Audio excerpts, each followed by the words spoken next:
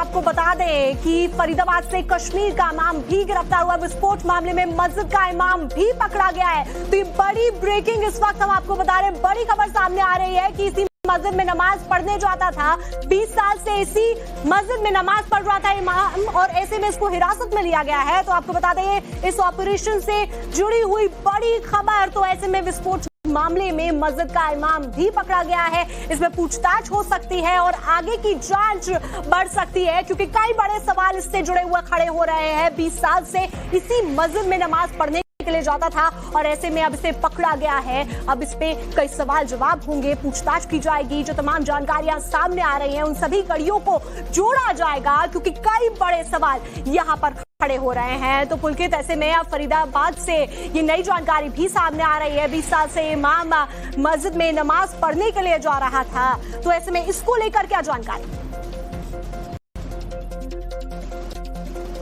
तो देखिए पुलकित, आपके पास लौटेंगे। इमाम की पत्नी इसकी तरफ से एक जानकारी सामने आ रही है, वो क्या कह रही है ये भी आपको सुनवाते हैं। हसीना किसको ले गए हैं अभी क्राइम पर? इमाम साहब यहाँ पे इमाम साहब क्या पढ़ा नमाज पढ़ाते हैं? हाँ। तो ये क्या है जगह? मस्जिद से ले गए हैं। हाँ। क्या नाम है उनका?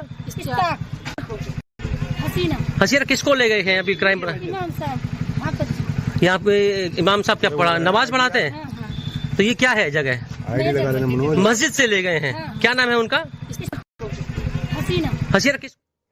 तो देखिए इमाम की पत्नी का बयान भी सामने आया है पुलकित इसमें, कि उन्हें मस्जिद से लेकर गए हैं, पकड़ा गया है और अब पूछताछ आगे की जाएगी। क्या जानकारी हमारे पास में पुलकित? देखिए अभी यही जानकारी आ रही है कि यहाँ ये नमाज पढ़ने जाया करता था। अब पुलिस ने इमाम को जो गिरफ्तार किया है उसके जरिए जांच करने की कोशिश हो रही है कि जब ये इस मस्जिद में आता था तो किन किन लोगों से बातचीत होती थी, क्या इस मस्जिद के इमाम से भी बातचीत होती थी। तो वो जो जांच की दायरे के जिक्र अंदर किया जा रहा था कि ऑपरेशन जारी है, उसी के तहत ये गिरफ्तारियां, ये हिरासत में लेने का सिलसिला जारी है, ताकि ये पता लगाया जा सके कि इसके संपर्क में कौन कौन लोग यहाँ पर थे। चाहे वो मस्जिद के जुड़े हुए लोग हो, चाहे वो कॉलेज से जुड़े हुए हो जहां पर ये पढ़ाने का काम कर रहा था, चाहे फिर जो इसके आसपास के पड़ोस के लोग हों। तो उसी के तहत, क्योंकि ऑपरेशन जारी है, उसी के तहत ये हिरासत में लेने का सिलसिला और पूछताछ का सिलसिला अभी तक यहाँ पर किया जा रहा है। जी पुलकित, तो क्या एक पूरी तरीके से ये ट्रेल निकाली जा रही है, ये जानकारी जुटाई जा रही है कि आगे कहां पर ये जाता था, क्या मकसद इसका था? हमारे साथ में साहिल सोहेल भी जुड़े हुए हैं जम्मू कश्मीर से। साहिल, ये बहुत बड़ा ऑपरेशन हुआ है और ऐसे में सफलता तो मिली है, लेकिन मकसद क्या था, इसको लेकर कई बड़े सवाल खड़े हो रहे हैं। तो साहिल, जो जानकारियां मिल रही है उससे क्या अनुमान लगाया जा सकता है कि क्या मकसद इस पर रहा होगा? क्योंकि यहाँ जो ऑपरेशन हुआ है उससे ये जानकारियां तो सामने आ चुकी हैं कि 300 किलो विस्फोटक हमें मिला है, साथ ही साथ जो असॉल्ट राइफल बरामद की गई है, उसके साथ में ही अगर बात की जाए 8 बड़े सूटकेस, टाइमर, वॉकी टॉकी, ये बताता है कि कितनी बड़ी साजिश देश को दहलाने की रची जा रही थी। हालांकि मॉड्यूल अभी जारी है, पुलिस की तरफ से जो जांच है वो भी अभी की जा रही है, और ऐसे में एक तीसरा डॉक्टर जो फरार है उसकी जानकारी भी फरीदाबाद पुलिस की तरफ से दी गई है। लेकिन फिर भी बहुत से सवाल हैं जिनको अभी टटोलना बाकी है, जो ये बताएंगे कि देश को दहलाने की साजिश आखिर कौन रच रहा था और इस बड़ी साजिश के पीछे किसका चेहरा है। ये क्या केवल मोहरे हैं जो अभी पुलिस की पकड़ में आए हैं? क्या आगे और तस्वीर साफ होगी? ये भी कई बड़े सवाल हैं। लेकिन इस बीच आपको बड़ी जानकारियां दे देते हैं, कि एक अपडेट आप तक पहुंचा देते हैं कि फरीदाबाद से उस इमाम को भी पकड़ा गया है जिसके यहाँ पर ये नमाज पढ़ने के लिए जाया जाता था। हमारे साथ में साहिल सोहेल दोबारा जुड़ चुके हैं। साहिल, मकसद की हम बात कर रहे हैं क्योंकि जो जानकारियां सामने आ रही हैं वो बता रही हैं कि कितनी बड़ी साजिश ये रची जा रही थी। अगर अमोनियम नाइट्रेट जो सस्पेक्टेड है वो पकड़ा जाता है, कहां से आता है, ये बड़ा सवाल है। मकसद क्या था साहिल इसका?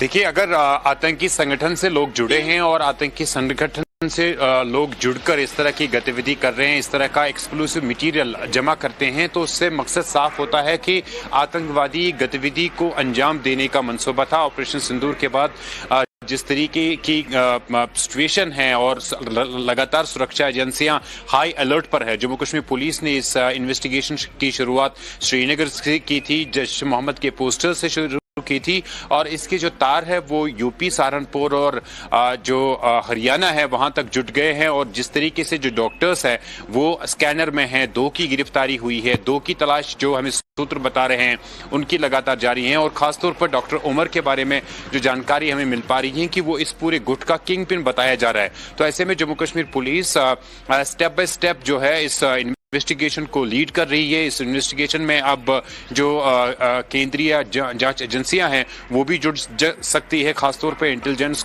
ब्यूरो की बड़ी एक भूमिका है इस खास इन्वेस्टिगेशन में जो जम्मू कश्मीर पुलिस की तरफ से जो शुरू की गई थी। और फिलहाल 2 डॉक्टर्स की गिरफ्तारी की गई है, डॉक्टर अदील और डॉक्टर मुजम्मिल शकील। डॉक्टर अदील दक्षिण कश्मीर के काजीगुंड इलाके से हैं, वही मुजम्मिल शकील जो है वो दक्षिण कश्मीर के पुलवामा से हैं।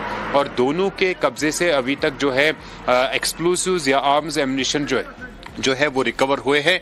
और हमें सूत्र बता रहे हैं कि कुछ ही समय बाद जो है इस मामले में जम्मू कश्मीर पुलिस भी कुछ डिटेल जो है वो साझा कर सकती है। फिलहाल जो इन्वेस्टिगेशन है उस पर किसी तरह की कोई नेगेटिव इम्पैक्ट ना हो, कोई नेगेटिव जो है ना बने, उस चीज को लेकर जम्मू कश्मीर पुलिस इसीलिए डिटेल जो है ज्यादातर जो है सार्वजनिक रूप से साझा नहीं कर रही है। लेकिन एक बड़ी सफलता सुरक्षा एजेंसियों को, खासतौर पर जम्मू कश्मीर पुलिस को, कि एक बड़ी साजिश को बेनकाब किया गया है और उसे विफल किया गया है। क्योंकि जिस तरीके से जो आर्म्स एम्युनिशन पहुंचाए जा रहे थे, खासतौर पर जो हरियाणा में रेड हुई है, 300-350 किलोग्राम के करीब जो अमोनियम नाइट्रेट रिकवर हुआ है, इसके साथ साथ जो केमिकल या जो बाकी इक्विपमेंट्स रिकवर हुए हैं जिनसे आईडी या बॉम्ब बनाए जाते हैं, वो एक बड़ी असफलता है सुरक्षा बलों के लिए। और ये जानकारी हमारे पास ऑलरेडी है कि अमोनियम नाइट्रेट का इस्तेमाल किस तरीके से किया जा रहा है। तो इस तरह अगर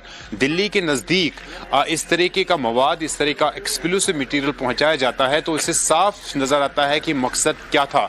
और ऑपरेशन सिंदूर के दौरान हमने देखा था कि जैश-ए मोहम्मद संगठन के जो हेडक्वार्टर है उससे भी टारगेट किया गया था, उससे भी जो है हिट किया गया था। तो ऐसे में इस संगठन की क्या प्लानिंग थी और किस तरीके से एग्जीक्यूट करना चाहते थे, कहां पे एग्जीक्यूट करना चाहते थे, ये ऐसे कई सवाल है जो अभी इन्वेस्टिगेशन का विषय है। और इन्वेस्टिगेशन के बाद पुलिस इस तरह की जानकारी जो है वो जरूर साझा करेगी। बिल्कुल साहिल, इन्वेस्टिगेशन अभी की जा रही है लेकिन कई बड़े सवाल यहाँ पर खड़े हो रहे हैं, जैसे आप बता भी रहे हैं कि कितनी बड़ी सफलता ये जम्मू कश्मीर पुलिस के लिए है क्योंकि 300 किलो विस्फोटक बरामद किया गया है। लेकिन बड़ा सवाल ये कि 300 किलो आखिर आया तो आया कहां से, कैसे सप्लाई किया गया, ये कई बड़े सवाल हैं जो खड़े हो रहे हैं साहिल।